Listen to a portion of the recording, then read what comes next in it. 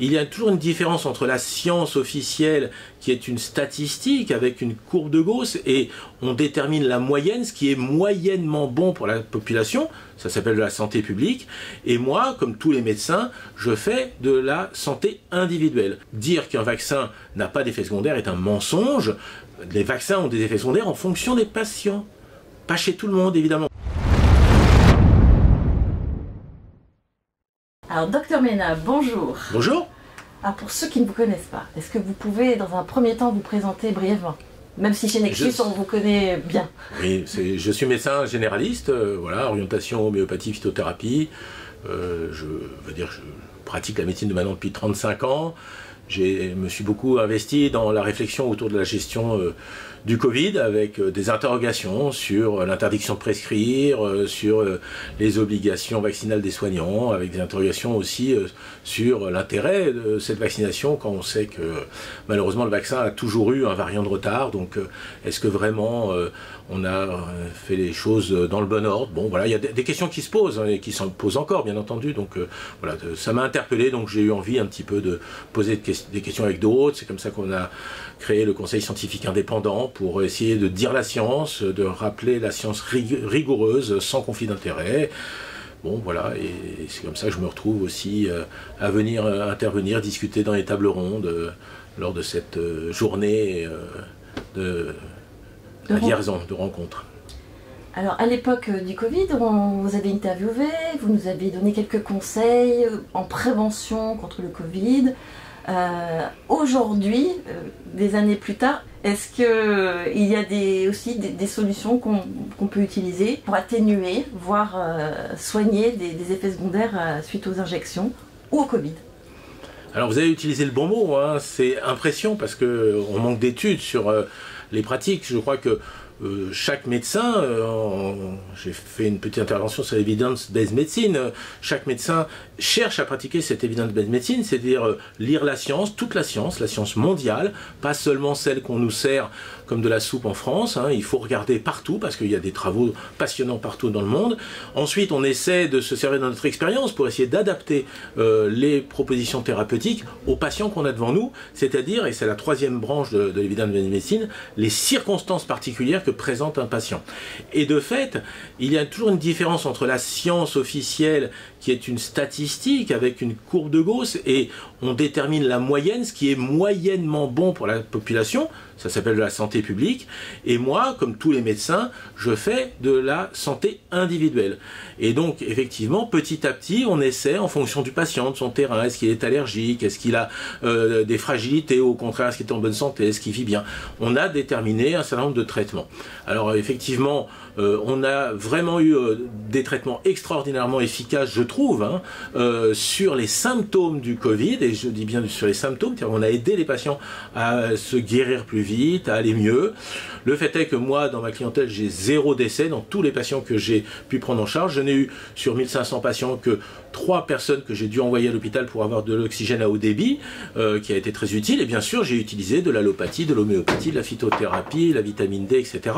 Tout ce que les études nous laissaient entrevoir comme possibilité, parce que la pire des choses pour un patient évidemment malade, c'est de lui dire rentrez chez vous, il n'y a rien à faire.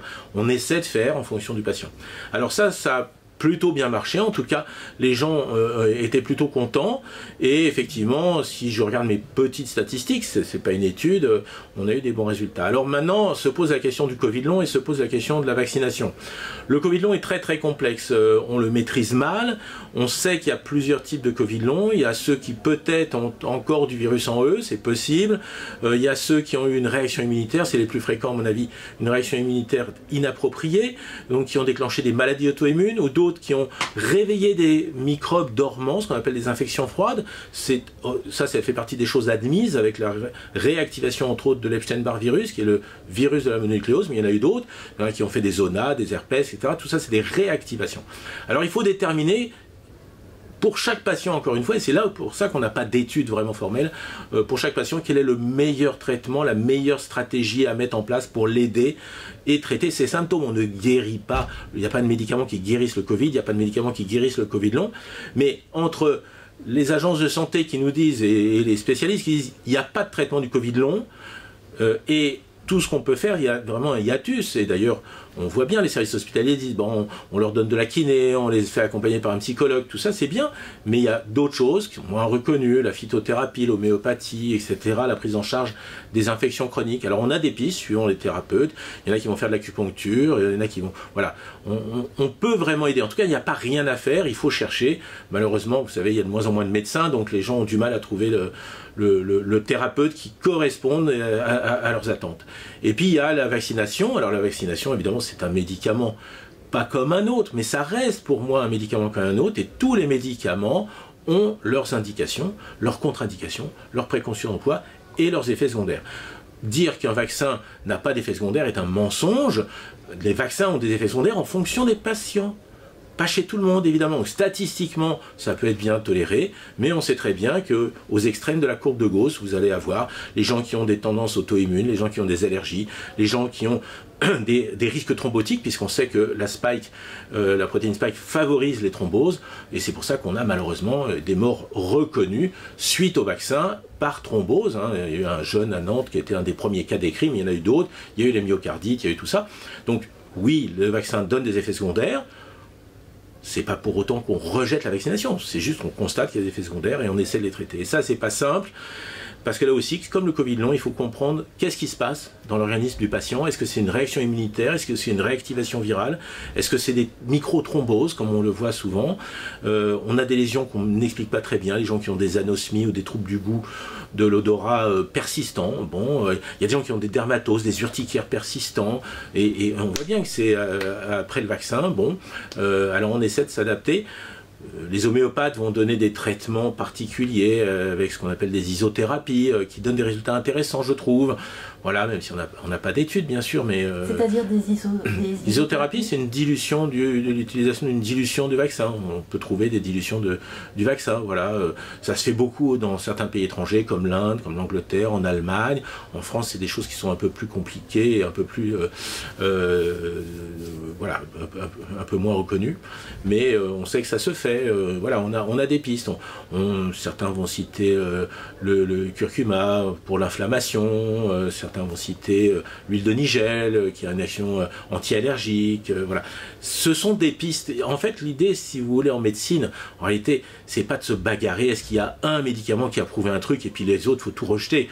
On essaie de trouver des remèdes qui sont adaptés à chaque patient. C'est ça qui est, je trouve, le plus passionnant dans le métier médical. Voilà, donc on essaie de faire notre métier basé sur cette evidence-based médecine.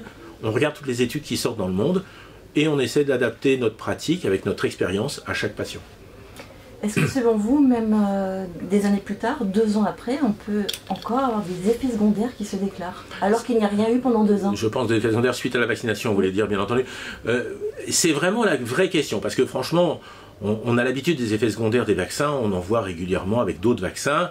On sait que ça va arriver entre quelques jours pour ceux qui sont très réactifs, très allergiques, à quelques mois quand c'est plutôt des réactions immunitaires retardées. On en connaît. On a décrit par exemple la sclérose en plaques suite au vaccin de l'hépatite B. Bon, on sait bien que ça arrive quelques mois. Il n'y a pas de règle absolue, ça dépend du patient, et puis ça peut dépendre aussi d'autres facteurs, bien sûr, pour chaque patient. Donc on s'est dit, avec le vaccin Covid, c'est vrai, quand vous l'avez fait il y a plus de 6 mois, normalement vous êtes tranquille. C'est ce qu'on pensait, et on voit arriver des gens qui, 1 an, 2 ans après, ont des problèmes qui pourraient être en lien avec le vaccin. Alors on n'en sait rien, on n'a pas grand chose comme examen, certains proposent de faire des dosages d'anticorps pour voir si justement le patient a des anticorps anti-spike très élevés qui pourraient laisser suspecter une réaction immunitaire inappropriée au vaccin. C'est des choses qu'on avait vues avec le vaccin contre l'hépatite B, donc on se sert de ça, mais ce sont des approches, on va dire, partielles. Hein. Mais aujourd'hui se pose vraiment la question, parce qu'on a encore malheureusement des gens qui décèdent d'accidents vasculaires inattendus, on en voit passer dans la presse régulièrement, et on se demande, alors c'est peut-être un peu complotiste de se poser la question, mais en tout cas, on se demande, voilà, est-ce que ce sont des gens qui ont été vaccinés, est-ce qu'il peut y avoir un lien? On n'a pas la réponse, évidemment. J'ai tendance à penser quand même que les gens qui devaient faire des effets secondaires un peu graves au vaccin les ont fait. Et d'ailleurs, c'est intéressant parce que un certain nombre de gens se revaccinent encore. Et ces gens-là font assez peu d'accidents. Et en fait, s'ils se revaccinent, c'est parce qu'ils n'ont pas fait d'accident la première fois. Et ce sont des gens qui n'ont pas eu de problème d'effets secondaires, il y en a beaucoup heureusement, qui n'ont pas eu d'effets secondaires avec le vaccin, parce que leur système immunitaire n'est pas inapproprié, n'est pas hyper réactif. Du coup, ils ont trouvé que ça s'était bien passé, ils se revaccinent et ça se passe toujours bien. Ça ne peut pas être une preuve qu'il n'y a pas d'effets secondaires avec le vaccin. Ça prouve que chez ces gens-là, il n'y a pas d'effet secondaire parce qu'ils ont un terrain qui n'est pas défavorable. Par contre, je peux vous dire que tous ceux qui ont eu un accident vaccinal avec de la fièvre, des douleurs, des malaises, j'en passe, ne se vaccinent plus jamais. Donc évidemment, en ce moment, on ne voit plus ce type d'accident aigu avec les revaccinations qui sont assez rares. Finalement, on se rend compte que c'est quoi, c'est 10-15% de la population qui s'est vaccinée. Et est-ce qu'il est possible de connaître son taux de protéines spike? Parce que j'entends beaucoup de gens qui me disent « Ah, je sais pas si j'ai encore de la protéine spike en moi », avec aussi ces histoires de partage, de shading. Oui, de shading. Honnêtement, aujourd'hui, moi je suis incapable de répondre à cette question. On voit passer des informations sur un laboratoire allemand qui ferait des dosages. Je ne sais absolument pas si c'est fiable, je ne sais absolument pas ce qu'il dose. Moi aujourd'hui, je suis incapable. Voilà, je ne sais pas. Ça serait bien de le savoir, c'est sûr, parce qu'il y a ce vrai problème que vous soulevez, c'est quand on est vacciné, certains ne veulent pas utiliser le mot vaccin.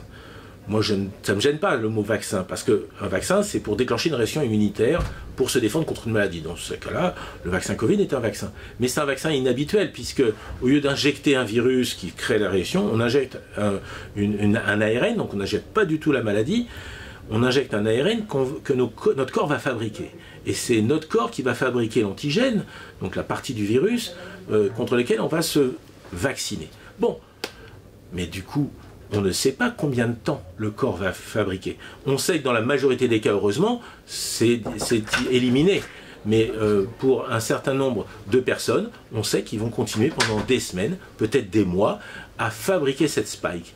Et ça, c'est un vrai problème, puisque ça entretient évidemment la surstimulation du système immunitaire. Et ça pourrait, parce que le shading est quand même quelque chose qui a été démontré, hein, c'est-à-dire la capacité de quelqu'un qui a beaucoup de spike à la transmettre à quelqu'un d'autre. Et si la personne fabrique beaucoup de spike, et du coup, par ses sécrétions, etc., peut la transmettre, sa salive, peut-être par relation sexuelle, peut-être on sait des choses qui sont encore à bien définir, peut la transmettre à quelqu'un d'autre, ce quelqu'un d'autre a un système immunitaire hyper réactif, on peut imaginer que ça puisse créer des effets secondaires chez une personne qui est en contact avec un vacciné. C'est très très rare. Il ne faut pas non plus paniquer là-dessus. Heureusement, c'est très rare. Mais on ne peut pas dire que ça n'existe pas. Et là, aujourd'hui, déterminer si quelqu'un a encore de la spike et en quelle quantité, franchement, moi j'ai pas vu d'examen fiable, mais il y a peut-être des endroits dans le monde où ça se fait de façon fiable. Aujourd'hui, je ne sais pas. Est-ce que vous avez envie d'ajouter quelque chose en finale auquel je n'aurais pas pensé? Vous avez certainement pensé à tout, mais moi j'ai toujours une conclusion que j'aime faire depuis le début de cette histoire de Covid. N'ayez pas peur, il faut se soigner. Le vrai problème aujourd'hui, c'est de trouver des médecins, il y en a de moins en moins, et je sais que beaucoup de gens qui voient vos vidéos, qui regardent Internet, etc., se disent surtout, mais je vais vers qui je me tourne? Parce que on trouve de moins en moins de médecins, de moins en moins de thérapeutes. Continuez à chercher, je sais que c'est difficile, mais surtout n'ayez pas peur, il y a des solutions pour tout. C'est vrai que quand on fait un accident grave vaccinal, on a vu des gens avec des choses vraiment très graves, et je comprends que ces gens-là soient très très meurtris, mais on nous parle de plein d'épidémies en ce moment. Voilà, il faut vraiment ne pas se laisser manipuler par notre peur et par les gens qui veulent nous faire peur. Informez-vous, continuez à vous informer le plus possible pour devenir acteur de votre santé, et vous allez vraiment pouvoir affronter ce monde plein de virus qui ne sont pas si méchants que ça. Et pour affronter l'hiver, on conclut là-dessus, quelle vitamine on peut prendre là, pour l'hiver, c'est toujours vitamine. Si on parle que de vitamines, c'est vitamine C, vitamine D, bien sûr, avec la vitamine D en priorité, probablement du zinc, et probablement quelques plantes et un peu d'homéopathie, qui ne sont pas des vaccins. J'ai vu un article récemment, le vaccin homéopathique, est-ce que c'est vraiment un vaccin? Non. Évidemment, ces traitements ne sont pas des vaccins, ce sont des traitements de stimulation immunitaire pour vous aider à prévenir les maladies infectieuses. Il ne faut pas se tromper de mots, il ne faut pas se tromper de cible, j'ai envie de dire, mais il existe beaucoup de choses pour augmenter vos défenses hivernales. Voilà. Peut-être l'occasion de faire une prochaine vidéo là-dessus. Qui sait? Monsieur Ménard. Merci à vous, à bientôt. Au revoir.